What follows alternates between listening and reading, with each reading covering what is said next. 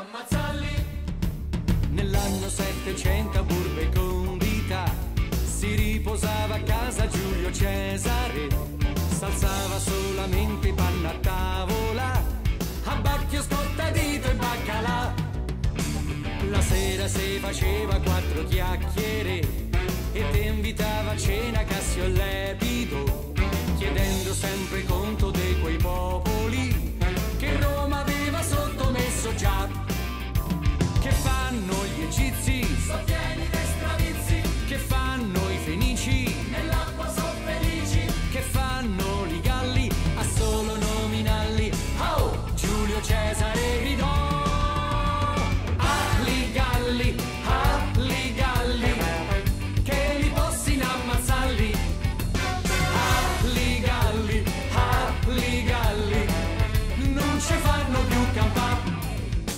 Ci piacerebbe fa la vita comoda, andare allo stadio tutte le domeniche, con Giulio dittatore democratico, il popolo ha diritto di sapere.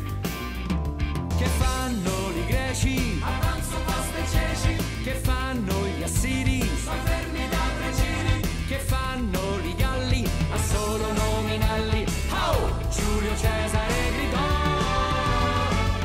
li galli, è il momento di stopparli.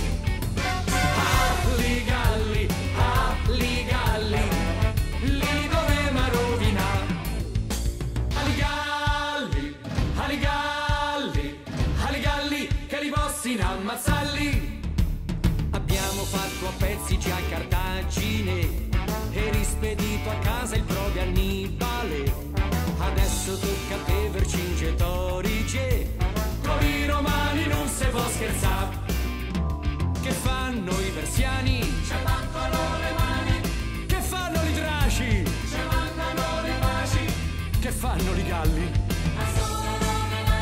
A solo nominarli. Oh! Giulio Cesare gridò: